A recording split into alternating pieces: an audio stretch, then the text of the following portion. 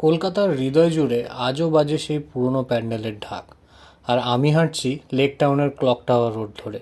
গাড়ির হর্ন, মানুষের কোলাহল, আর তার মাঝেই কোথাও এক পুরনো দিনের গন্ধ। হ্যাঁ, শুরু হয়ে গেছে শ্রীভূমি পুজো প্যান্ডেলের জল্পনা কল্পনা। এবারেও কিছু স্পেশাল, কিছু অন্যরকম। মনে আছে সেই দিনগুলো?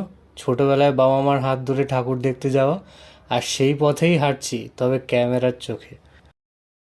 আপনারা যারা অধীর আগ্রহে বসে আছেন এইবার শ্রীভূমিতে কি হতে চলেছে, চলুন আপনাদের জন্য এই ভিডিওটা। এই যে সেই চড়াচড়িত স্বনামধন্য শ্রীভূমি স্পোর্টিং ক্লাবের 2025-এর পুজো প্যান্ডেল।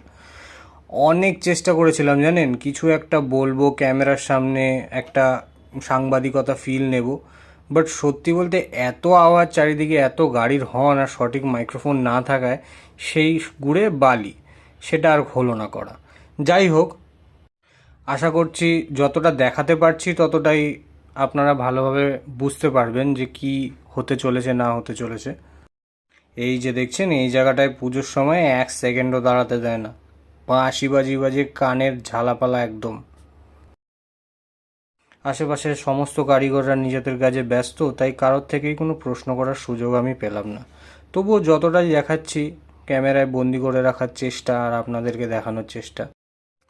আর হ্যাঁ, ভিডিওটা যদি ভালো লাগে প্লিজ আমার ইউটিউব চ্যানেলটা সাবস্ক্রাইব করে ফেলুন আর ফলো করুন রিলস আর ভিডিও আপডেট পেতে। সামনে আসছে এক বিশেষ সারপ্রাইজ ভিডিও, যা শুধুমাত্র আমার ইউটিউব চ্যানেলেই পাবেন। প্যান্ডেল তো শুরু হলো, আপনি তৈরি তো?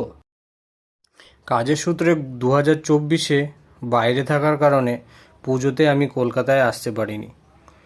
বাঙালি দুর্গাপুজোয় কলকাতার বাইরে, এ যেন ভাবাও এক বিভীষিকা। আমি জানি তার মানে কি, তাই এই বছর পুজোটা আমার কাছে একটা আলাদাই এক্সাইটমেন্টের কারণ। আর এখন তো আপনাদের সাথে পরিচয় হয়েই গেল, দেখা তো হতেই থাকবে। আমাকে ফলো করে নিন, তাহলে রোজ ভিডিওর আপডেট পেয়ে যাবেন। আর আপনাদের উৎসাহ পেলে আমিও ভিডিও বানাতে একটু আনন্দিত হব। চলুন আজকের মতন আসি তাহলে, বাই।